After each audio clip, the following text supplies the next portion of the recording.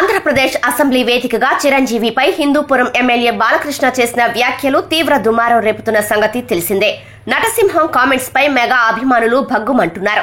తమ అభిమాన నటుడిపై వ్యంగ్యాస్త్రాలు సంధించడంపై తీవ్ర ఆగ్రహం వ్యక్తం చేస్తున్నారు.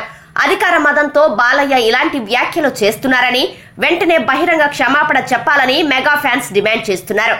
లేకుంటే మెగా అభిమానుల ఆగ్రహాన్ని చవిచూడాల్సి వస్తుందని హెచ్చరిస్తున్నారు. కాకపోతే ఇప్పటి వరకు బాలకృష్ణ నుంచి ఎలాంటి రియాక్షన్ అన్నది రాలేదు. ఇకపోతే బాలకృష్ణ వ్యవహార శైలిపై తీవ్ర స్థాయిలో ఫైర్ అవుతున్నారు అఖిల భారత చిరంజీవి యువత. గతంలో కూడా అనేక సార్లు అవమానించినా మెగాస్టార్ పట్టించుకోలేదని, ఆయన మనసు సున్నితం కావటంతో లైట్ గా తీసుకున్నారని తెలిపారు. ఆ సమయంలో ఆయన మనసెరిగి తాము సంయమనం పాటించామని, ఇప్పుడు అలా కాదని చెబుతున్నారు.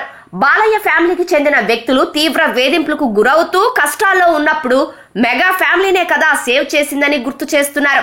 ఈ మేరకు అఖిల భారత చిరంజీవి యువత వ్యవస్థాపక అధ్యక్షుడు రవణం స్వామినాయుడు సోషల్ మీడియాలో స్పందిస్తూ ఓ లేఖను విడుదల చేశారు.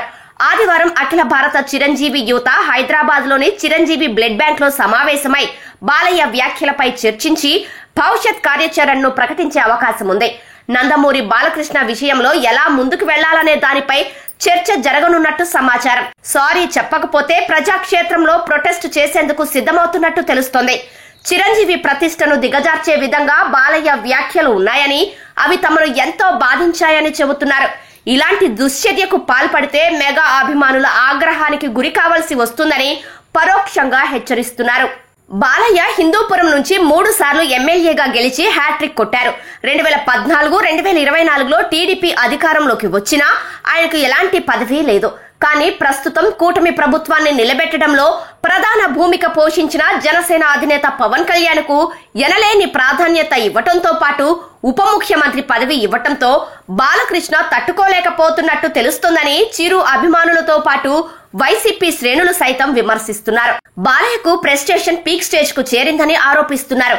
అందుకే అసెంబ్లీలో వైసీపీ హయాంలో ఇండస్ట్రీ పెద్దలతో జరిగిన సమావేశంపై చిరంజీవిని టార్గెట్ చేస్తూ అనుచిత వ్యాఖ్యలు చేశారని మెగా అభిమానులు విమర్శిస్తున్నారు. ప్రస్తుతం ఈ ఇష్యూ సినీ రాజకీయ వర్గాల్లో తీవ్ర దుమారం రేపుతోంది. ఇప్పట్లో ఎండ్ కార్డు పడే అవకాశం అయితే ఉన్నట్లు కనిపించడం లేదు.